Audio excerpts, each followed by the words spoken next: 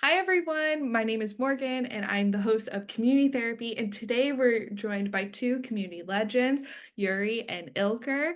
And we're going to go ahead and kick off this episode. Today we are focusing on community and psychology, and we have two fellow armchair psychologists, if I do say so myself, in Yurii and Ilker. And they're going to go ahead and introduce themselves. Ilker, can you give us a quick intro? Yes, wonderful, wonderful. Thank you very much for the wonderful introduction. When you say two, community legends, it's probably the two of you. I just, somehow got there at some point. Yeah, Amika, I do community strategy. I'm based in the UK, and I've been part of the community world for a good few years now. I focus on, just general, community building and strategy, but more importantly, and recently in talent communities and also ecosystem building, tech ecosystem building through communities. So these are my focus areas, and I really, cannot be more excited to be with you, and of course the wonderful person that is the other guest of this show. Yes, Yurii, can you introduce yourselves too? Yeah, thank you very much, both of you. And yes, Ilker. By the way, Ilker was one of the first people who I met in this international community world when I joined, and he was like amazingly supportive back then, good old times when Ilker was active in the CMX community.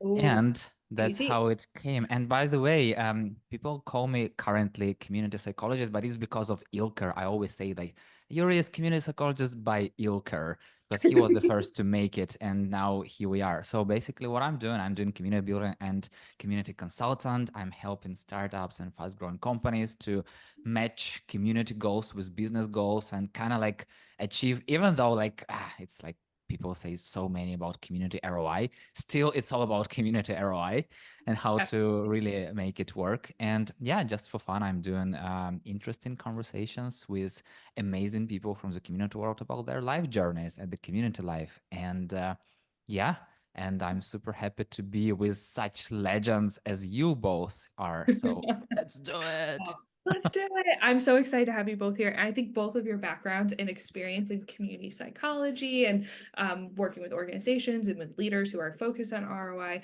speaks a lot to kind of what elements are at play in a community, kind of underneath all of the underpinnings, if you will, underneath all of the surface level community engagement. Okay, so our first question, and today we're really going to be focusing on, like we already have covered, community and psychology, is how do you think about being a part of a community affects a person's mental health and overall well-being? And Yurii, I would love for you to kick us off. Yeah, first of all, that in communities, people are always talking about their challenges and even not doing anything, but just talking. Okay, not even talking, even just hearing that someone else has the same challenges as you are, it's so helpful. So I feel like that's exactly why people are going through really, really hard experiences just by being a part of the community. And I think it's amazingly, amazingly helpful thing. So Ilker, what do you think about it? Well, I mean, there's many things about community and being in a community, how it actually affects in a good way in terms of the psychology. By the way, it's a disclaimer to anyone: we're not Absolutely. experts here. We're basically the titles that we're giving are for for our own sort of enjoyment, and of course these are the things we're actually sharing things that we have experienced Yeah. ourselves within communities. It's still a pretty new thing. So it's a journey of discovery, which is what Yuri is wonderful about. And that's why I call him community psychologist in a way. So going back to the question, um, when I heard about it, a few things came to my mind. So being part of a community, how does it affect? How does it help? Is that I would like to start with the conversation with the thing that David Spinks recently said, that we're actually creating something that doesn't exist. We're actually creating a container. We're actually creating an artificial environment that people choose to stay in. So Yeah. why would they do that? very, shortly, I would just say three things that come to my mind. One of them Yeah. is, of course, meeting like-minded people and then being able to, validate and interact with them, the thoughts and everything that you have in mind.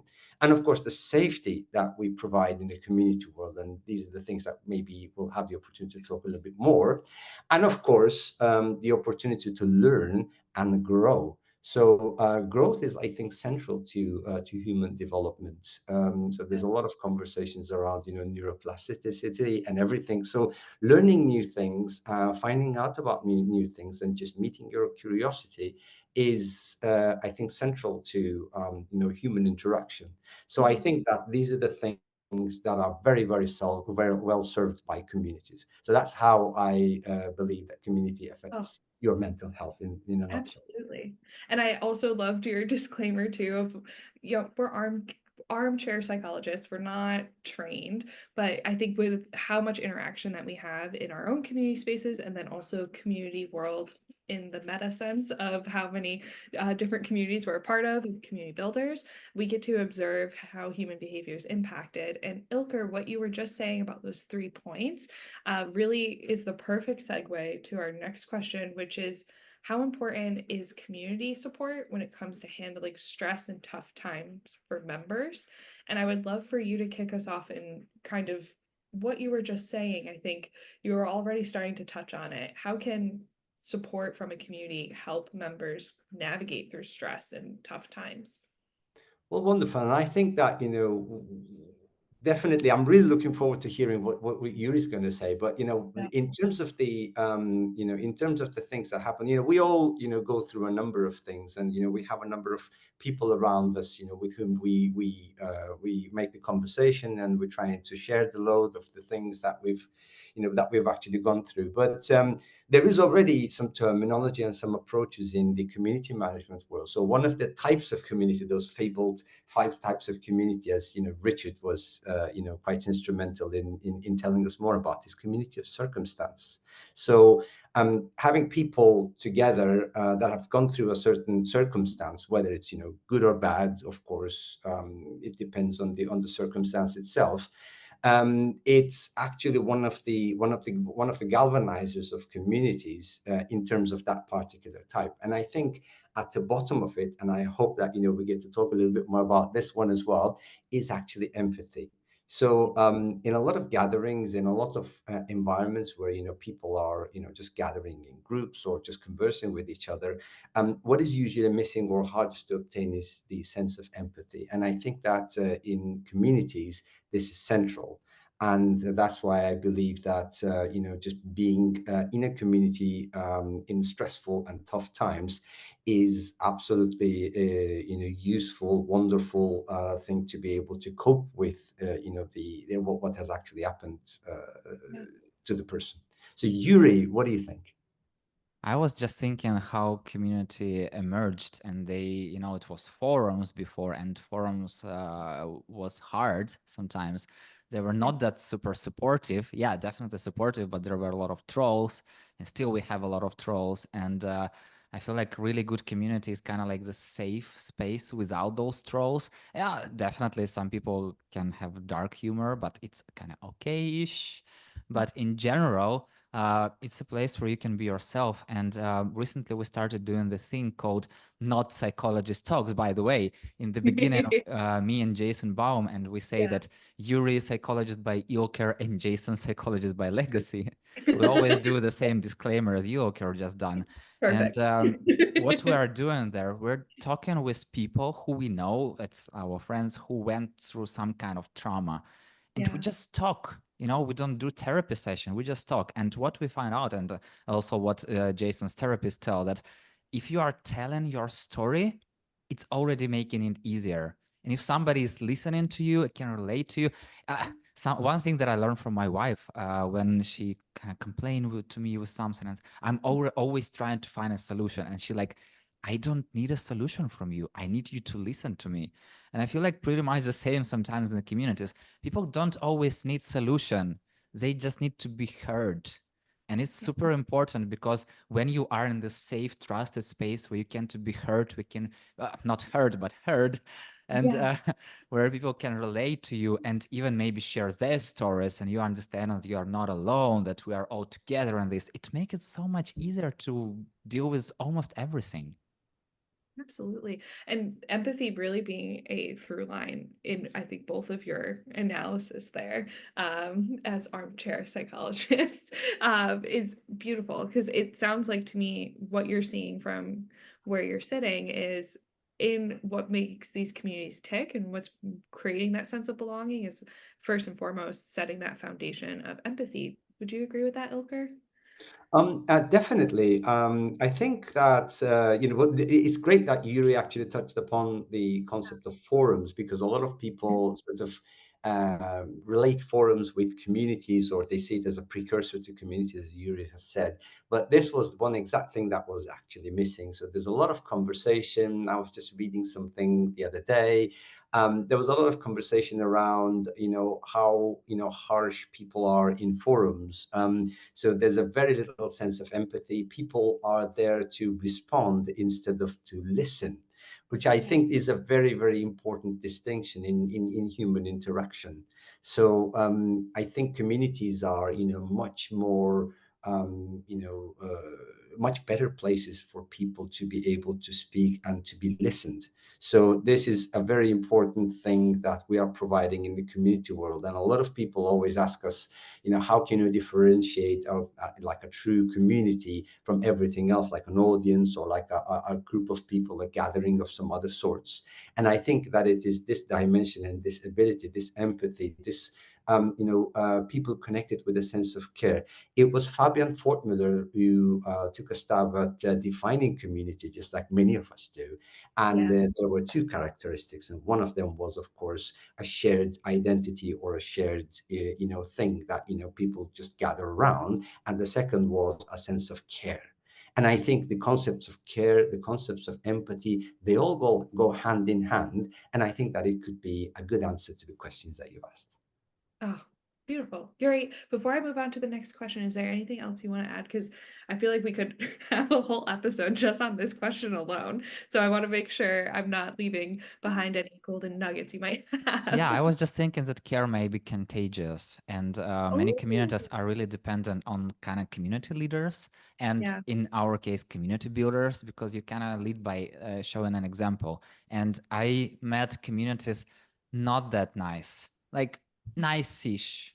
So yeah, it depends really on who is leading a community, and I feel like it's super important because community in itself won't be a community. You always have to set an example. yeah.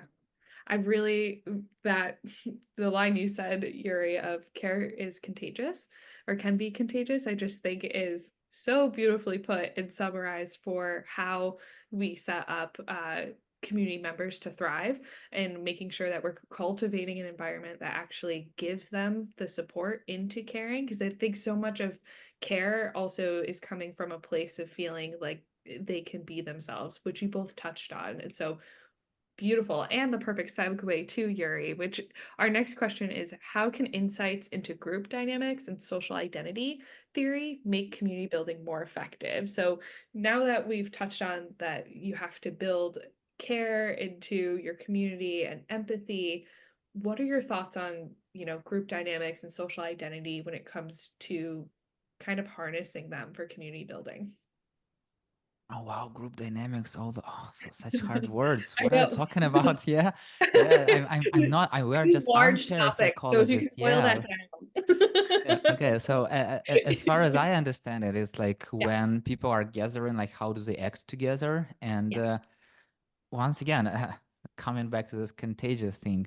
So what I see, at least in the communities that I'm working with or helping to build or am a member of, when people start, it's really hard to start this moment, like to start to engage people in sharing stuff, to engage people in helping others. Like definitely best communities are communities of community builders because they know how it works, and they are yeah. just being as their amazing self. But in general, like I'm working with a community of freelancers, and they are not so, no, they do not have so much trust in others. They see Mm, others as their competitors, and it takes yeah, so much time to really tell them, hey, we are not here to compete, but we can get so much more if we are doing it together. And I Yeah. feel like it's one of the hardest part when you start a community, really to get this momentum going. And when it goes, you can't stop it, because when people really feel and understand the power of the community, how they can be so much more together than by themselves, they just, you can't unsee what you've seen. Yeah. So it's making them so much easier to do many, many things together. And I definitely see that Ilker has something to add. Oh, Ilker, please. I don't I'm know glad. how he actually did that, but so that's it's not for nothing. I call him like the community psychologist. He can basically sense that something is coming. Not really. Well, I wanted to say, I mean, of course, as we've said, we're not professionals, and people will probably assume that because I've given Yuri the title, I know a few things about. I don't, I'm learning as I go along, just like everybody else here. But it actually made me remember when I uttered the word, true community. This is not Yeah. something that I have coined, or it is not just, something that is just said to be said. There is a concept called true community. And Morgan, you will like this because it is your namesake who actually coined this. It's Morgan Scott Peck, who actually wrote the book, The Road Less Traveled. So Yeah. he was an American psychiatrist, actually. He Ooh, actually okay. coined this concept of true community. And he did say that there are, because this is related to social identity, there are Yeah. 4 stages towards obtaining this elusive true community. Do First tell. one is the pseudo community. As we were just, saying, you join a community. Yes, people are interacting and everything, but people are also trying to establish, sort of some boundaries, showing off, maybe, sort of overpowering other people, a lot of other things. And then chaos, which is the case, which is the, of course, I'm oversimplifying this, but then chaos ensues. And, a lot of people, start to argue. Maybe it could be related to what happens in the forums. Mhm. And then what Morgan Scott Peck says, that we reach a state of emptiness. It's not emptiness that nothing happens. It's a state of peace.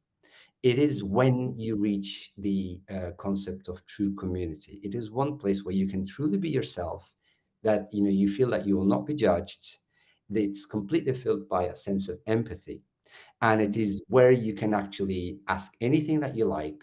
You will be met with nothing but care, and nothing but the answers that you're looking for, or people learning and growing with you. So I know this is a very simplistic explanation of this, but you see, even in the people in the psychology world, basically knew and understood that the true sense of community lies in this. And definitely the cycle of social identity that we Yeah. have, it could be let's say placed on top of the actual road towards true community. So this is what I wanted to say, and this is exactly what we're trying to achieve as community managers, the environment that Right. we're trying to produce. Oh my gosh. That was so much wisdom, Ilker. So thank you for sharing that. Yuri, is there anything that I saw you unmuted yourself. Anything you wanted to add to that? Yeah, it's interesting because Ilker was talking about judging, and I was thinking that I still haven't seen a community without any judging experience. In Mm. even in the best communities, people are judging. And I just today read, I'm reading currently the book called The New Journalism, and it was a quote about I don't remember the name of this person, but he told that you can't be a journalist if you are going to be judgmental. And if you have a judgmental reaction in your eyes during an interview, or judgmental nuance as you pose a question, people will close down. And I was thinking that there are really great parallels between journalism and community building, because it's Yeah. pretty much the same. If you are trying to build a safe space and you somehow can be judging people, Mm. yourself or others, it won't work. People will just smell it, So Yeah, absolutely. And I just Googled the book, Yuri. It was that by Robert Boyton? yeah, it's a book by this person, but the quote gave this person named, give me one sec, Leon Dash. Okay. That's amazing. And we'll put that in the show notes too, so folks can click in. But I think that's such an important point, and really, Yurii, I think speaks so much to what Ilker was saying of in these spaces, ultimately when community is happening is when people are able to let go of that judgment. And I think the competitiveness too that we touched on earlier, you're creating this space where people have their autonomy and they don't feel like they have to fight for lack of a better word, but they don't have to fight for kind of the space at the table. I think often I find myself, at least as a community builder, thinking of um, when you're creating community, you're creating a bigger table. So more folks can sit at the table and more voices can be heard. And that's what was kind of in my mind when you were both speaking is you're giving everyone space. And you want everyone to be able to contribute without fear. Does that resonate? Yeah. Yeah, definitely does. Yeah, yeah. Well said. Well said. What can I say? Oh, well, thank you. Okay, so our next question, friends, is what can community managers do to create space where everyone feels safe, included, and like they belong? I think I accidentally just gave us that perfect segue, but I would love to hear, from your own experiences when you're building communities, whether in your consultancy or just in your past, what worked for you? We've talked a lot about the psychology of it and the more the theory, but what are tactics that have worked for you to actually bring these communities to a better space? Yurii, to your point, when you were saying that you haven't really seen a lot of communities without judgment, and I think that's very human. We're never going to get, a perfect score, I don't think, but how do you help move these communities to a better space? And Ilker, if you wouldn't mind kicking us off, that would be great. Well, in terms of the safety, the tactic is sort of simple but very effective. A lot of people sort of forget about it or just don't really put a lot of emphasis on it. It is basically to have detailed rules and guidelines. They're not sort of next accept things. They're there for a certain reason. And I think that just having detailed rules, guidelines, and having most importantly swift enforcement of it is really important for the safety. So you need to be able to, provide a safe environment, and the only way to get a safe environment is to have just to get people the give people the boundaries of what or the expectations of the behavior. So basically that's what worked for me, and eventually that led into a collective ownership, but I'll come to that a little bit later. In terms of just being an inclusive environment, I would definitely reference to what Richard was saying, just forming different member levels and personas, and organize, provide different ways of interaction. So if people don't want to post anything or speak, maybe give them an opportunity to react, like, or share. And of course, for the super contributors, have an opportunity to to write and to provide posts and entries, so to speak, if this was an online community of sorts. So make sure that you can identify different levels of interaction appetite, so to speak, commitment appetite in the communities. That would be an inclusive space for me anyway. And certainly for the belonging, just going back to the safety Yeah. concepts, definitely collective ownership is important, and eventually the members themselves end up enforcing the rules. And I think that will be the pinnacle of a well-working community. The elusive sort of utopia community that we were talking about, where Yeah. nobody's judging, it's not going to happen, is it? But the more it happens, the more extensive you have the things that I've just said, the better functioning community it will be. Oh, beautiful. Thank you, Ilker. And Yurii, what are your thoughts and what have your experiences been in helping to move communities into this safer, inclusive, and belonging place, as Ilker said? No, I totally agree about rules, especially if you are building a community for business. You definitely have to be super careful about it. But I Yeah. was starting with communities with for experts, and basically I was not connected to any company, etc. And I basically had no rules except for be a good human. And then I just built upon that. When people acted like they were spamming something, like no spam. I even create a special space for spam. Like, hey, you want to spam? Here is a space for you. Go spam.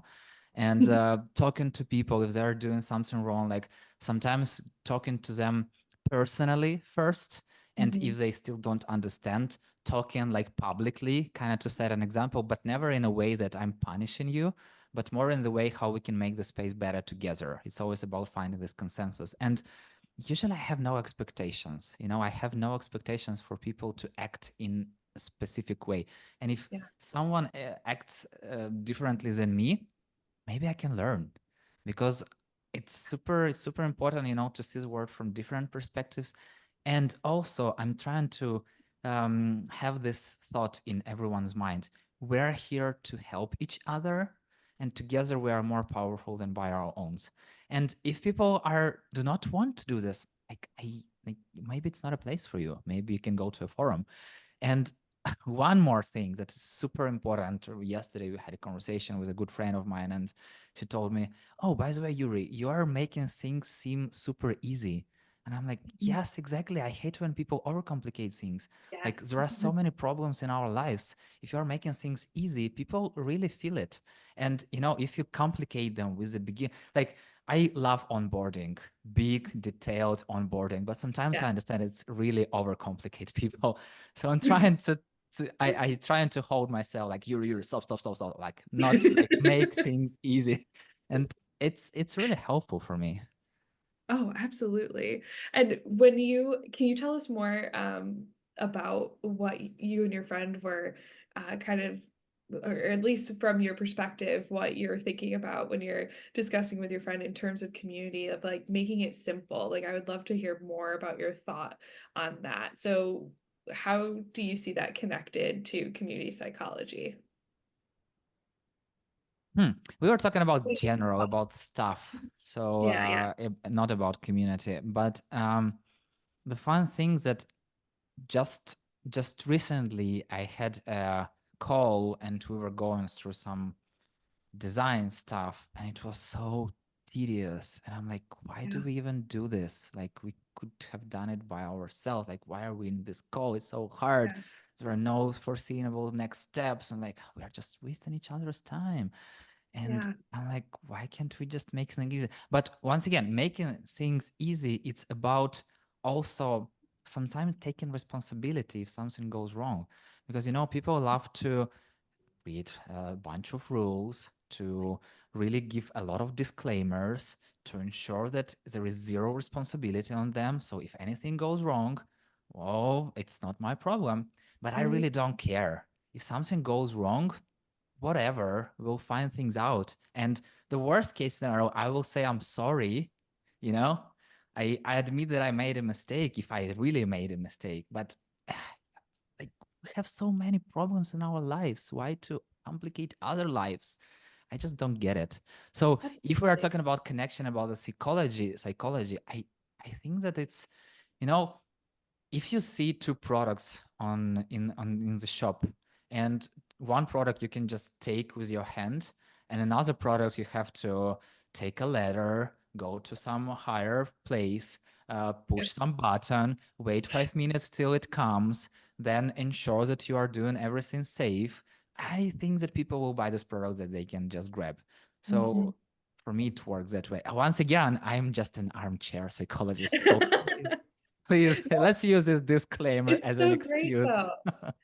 No, it's so great, Yuri. I think you're really onto something with like simplicity is key too. Like life is so messy, is like sort of what I'm hearing, is like the human experience is messy. And also I think you said it at the kind of the top of the question was um if someone's coming into the community and acting in a way maybe you're not anticipating as a community manager, it's a point of reflection. Like so many of our interactions as community managers, when we're observing our community and we're being our own armchair psychologists, it's really a point of reflection and trying to see the world through your community members' experience and how are they experiencing your community. And I'm really hearing that when you're creating a simple environment, or at least a simple onboarding, for example, and simple rules to follow, it creates more of a space that it's easier for that person to see themselves in your community because maybe that member's coming with an experience that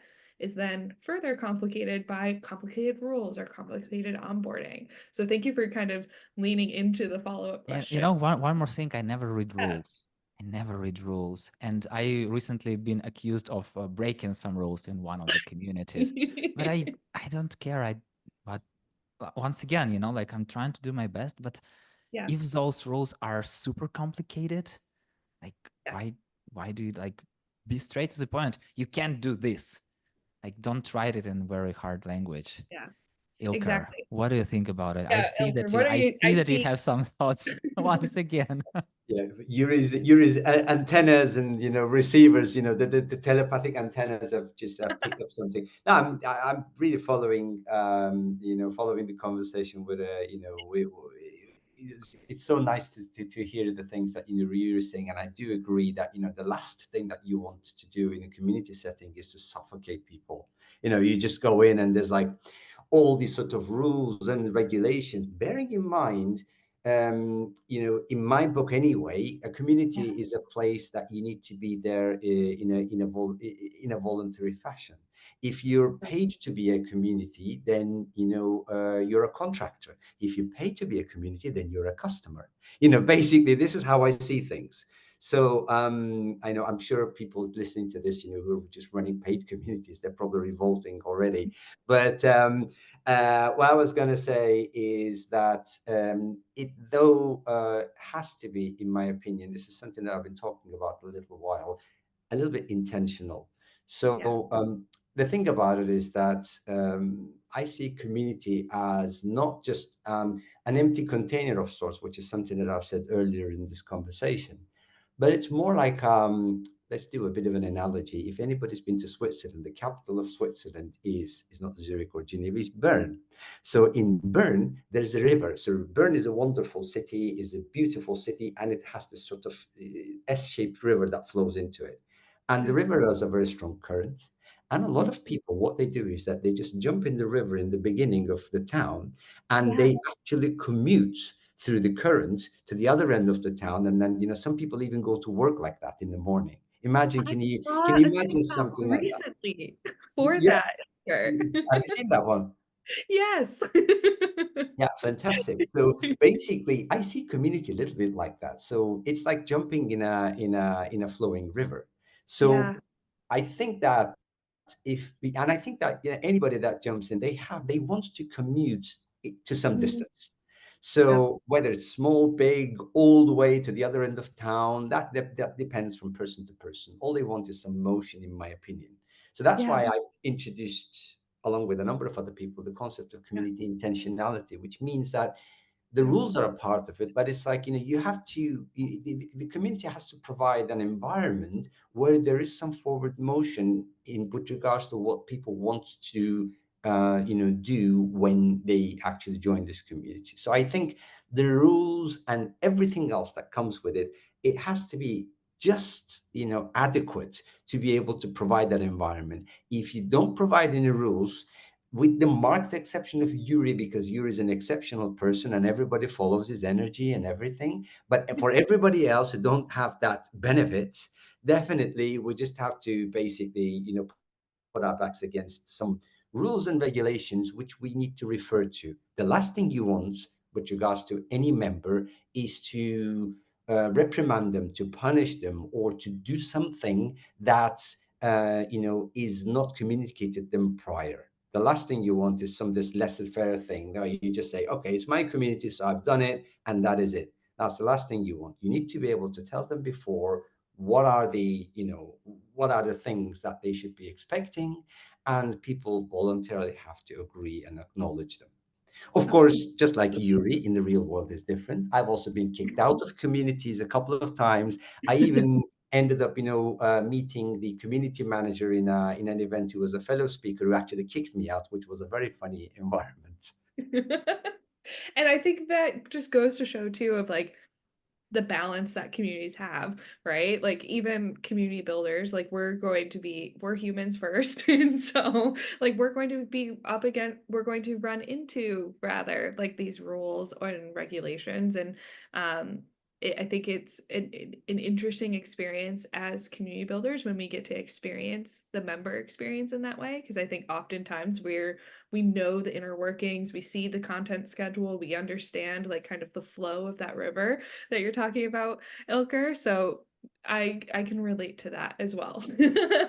Of like it being on the member experience and being able to really place yourself in what the member is experiencing in your community, and are you providing that onboarding experience or that current that they can kind of tap into? And I think Ilker earlier when you were talking about uh, I think you touched on the kind of like the barrier to entry. So, are they able to like a post, and are they also able to create a new blog, or kind of creating that spectrum of engagement also feeds into that flow when you were using that metaphor. That's what I was thinking of in my mind is, okay, how does their engagement create flow? How do the rules create flow? And kind of all of these things that I think sometimes as community builders,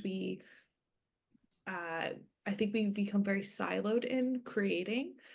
All of these are interconnected and they create that larger experience, which I think can lead us to our next and final question, unfortunately, because I feel like we could talk all day, is how do online and offline community interactions differ in terms of their impact, specifically psychological impact? And I think both of you are so equipped to kind of talk about this with your in-person experiences versus online, and what differences do you see in those?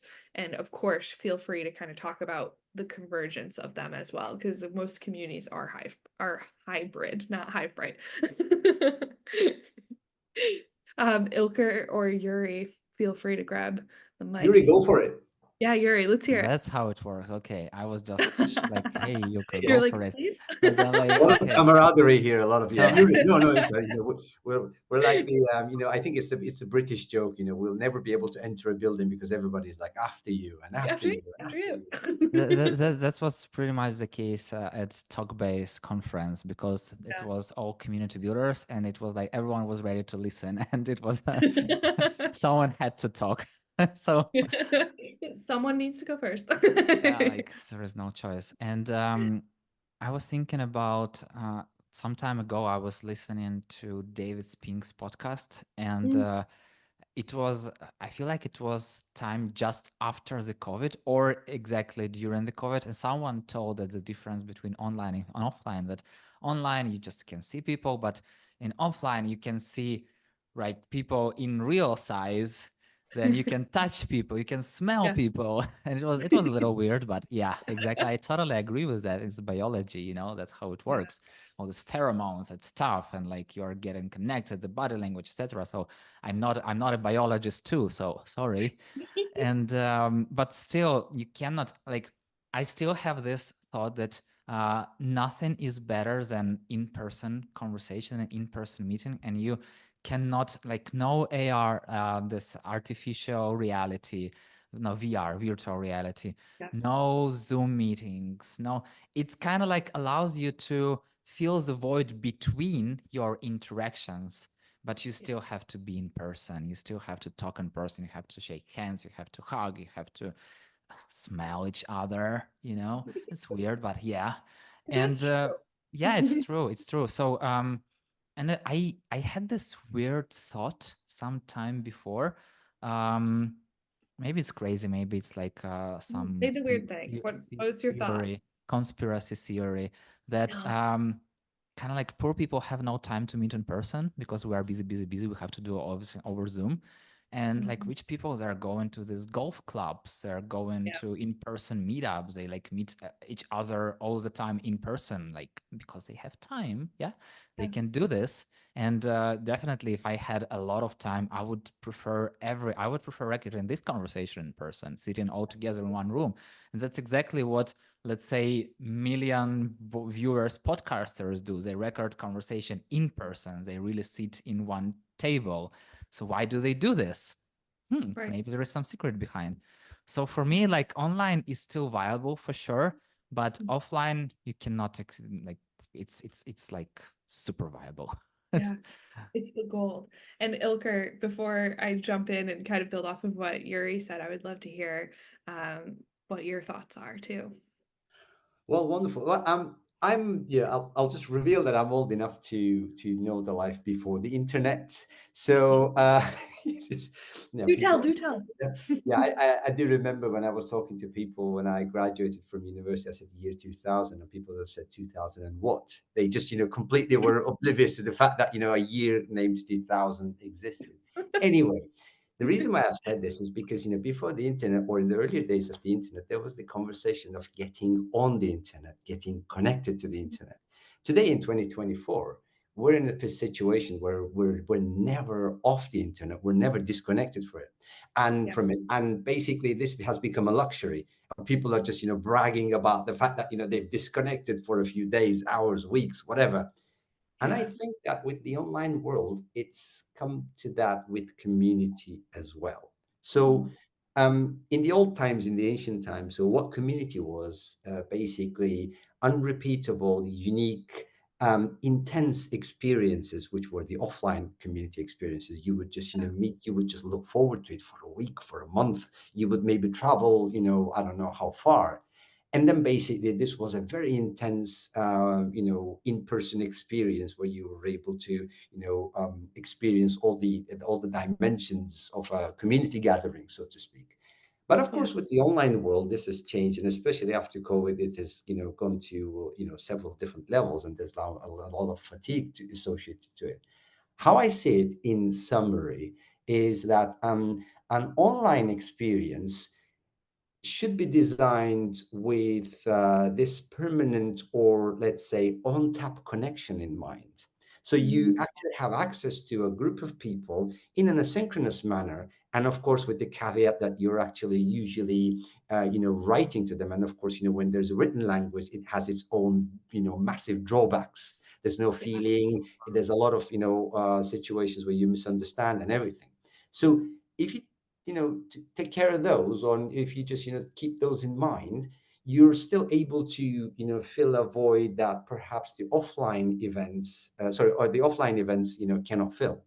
And Yeah. of course the online events have got a global reach, they are much easier to participate and everything. So as long as you can treat them differently, and that was a mistake that a lot of community managers did after COVID, or in the onset of COVID, because we had a massive learning curve on how to Right. do online events from the offline events. So as long as you can actually treat these two beasts differently, then I think that you can cater to the psychological benefits on both. And of course, the offline one, we know it well. But I think I will repeat the fact that, in my opinion, both have to be intentional, both have to be designed well, and they should never, ever, ever be just a social gathering where you just have like community managers and everything, unless you have the wonderful magnetic energy of people like Yurii, where he just comes in and turns every gathering into a wonderful let's say a waterfall of energy when it comes to that. So definitely. And of course, Morgan, the same can be said about you as well. So Oh, of course that's many different dimensions in this oh, one. But what I would say is just treat them differently, and I think that they can both be successful in their own right. beautiful. Beautifully said. And I also think, Elker, like, I have so many thoughts about what you said, and so many thoughts, Yuri, about what you said. First and foremost, I think the intentionality is just the perfect way to kind of capture how these two approaches to community really, like, they're both rooted in like what do you want your members to be getting out of this space. The second being, Ilker, what you were saying about kind of at first the conversations were about getting people online, and now it's kind of like the conversations tend to be, are we ever offline? And I currently just or well, I just finished a book called No One Is Talking About This by Patricia Lockwood, and the whole book is written in um online. Typically we'll see people saying nobody's talking about this, and the whole book is written in the perspective of what you could argue is like a a lurker in the online world and how they're taking in information from the internet. And I think it's a very interesting book for community managers to read because it sort of uh, converges the online experience with their in-person experience. And so I wanted to note that. And then Yurii, what you were saying too earlier towards the end about kind of the difference of accessibility when it comes to community, that is also, I think, a huge component in what should be in a community manager's toolbox of thinking about how accessible is it for your members to go in person? Are they able to do they have the time to actually travel? And if so, can they afford it? And trying to just bring together both of your thoughts. There's so many things rolling off the top of my head, but those were the three things I wanted to share real quick. Yurii, Ilker, anything to add? I know I threw a lot at you. We can go forever, so we better stop I us, know. Exactly. But I think that, what I would say that, everything that we've talked about today has been, well, I mean, I'm very, very content that they're all very well connected. One thing actually led to another in a way, and we can just, Yeah. we managed to give a cohesive picture of, how psychology and how community actually interact in some sense. So on that token, I think, this has been great. And as Yuri said, and as you said, we could just, talk for hours, which I Yeah. think is very much the thing in stateside when you have, 4-hour podcasts on, just one thing. We could be the We're holding Huberman of, ourselves. the community world, so to speak, and just talk about it at depth. And maybe we should one day. And Yeah. if that is the case, I'd just, I'd get back amongst this crew with the greatest of happiness, so to speak. So definitely, I just wanted to say thank you for the opportunity to be part of this. And I Yes. think all the questions were just wonderful. And of course, I'd go to any event, any conversation, even if it is just just talking about soccer or whatever with Yuri any day. Absolutely. And thank you both so much for joining us today. Yurii, thank you so much for all of your insights as the official community psychologist by Ilker. And Ilker, thank you so much for all of your insights today. As what was your title? Was it not community psychologist, or are we still say community psychologist for you too? Me or Yuri? Yeah. Oh, for you. For me, well, I'm not really a community psychologist whatsoever. I just, and I'm at the stage where Yuri's just been saying, community psychologist, so I really am expecting a number of applications, directed to me Hmm. about, I want to I be a community Can I psychologist apply to too. the school of Ilker? I You think I'm already are, gonna I now, declare you with a sword on your, Oh my gosh.